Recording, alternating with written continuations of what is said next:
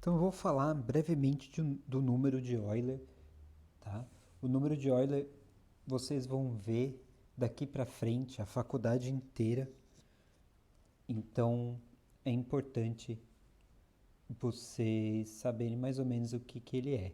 Então esse número de Euler, o E, ele é um número tal que o meu limite de E elevado a h menos 1 sobre h com h tendendo a zero seja igual a 1. E esse número vai ser aproximadamente 2,71828. Tá? Essa é uma das definições possíveis para o número de Euler. E esse número 2,71828 vocês não precisam decorar, porque a gente não vai acabar usando. E o porquê que ele é interessante? Veja só, vamos calcular a derivada de e elevado a x. Então, derivada de e elevado a x, pela definição, vai ser e elevado a x mais h menos e elevado a x sobre h, com h tendendo a zero. Pela minha propriedade do expoente, eu posso, essa soma de x mais h, eu posso separar em e elevado a x vezes e elevado a h. Então, eu tenho aí um e elevado a x comum entre os dois termos. A gente pode separar esse e elevado a x e a gente vai ficar com o limite de h tendendo a zero de e elevado a x vezes e elevado a h menos 1 sobre h. Então, veja o seguinte, o meu limite ele só está atuando em h, o x ele não está ligando, não serve para nada para ele. Então, a gente pode tirar o e elevado a x e o que a gente fica? E elevado a x vezes o limite de e elevado a h menos 1 sobre h, tal que o h tende a zero. Veja que é exatamente o limite que eu tenho na definição de h.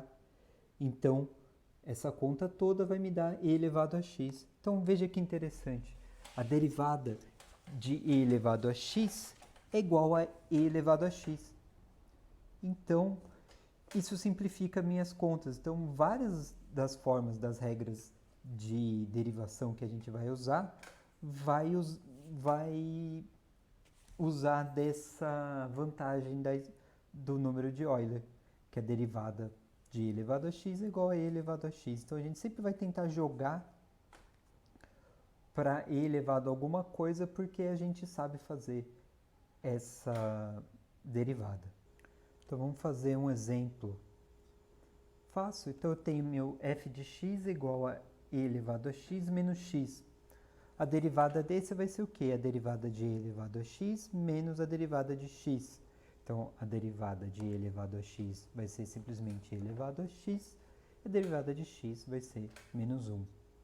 Veja que se eu faço a derivada segunda, eu vou ter a derivada de e elevado a x, que é e elevado a x, menos a derivada de 1, que é zero. Então, eu só tenho e elevado a x.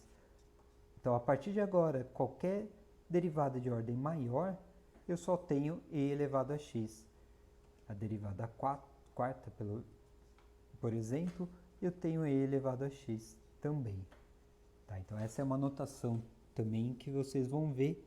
Então, eu tenho até a terceira derivada, eu costumo ainda utilizar ou as linhas ou os pontos. A partir daí, se eu tenho derivada maior do que terceira ordem, vai ser esse entre parênteses e o número da derivada. Tá perfeito? Então, no próximo vídeo, a gente fala sobre a regra do produto e do quociente. Até lá!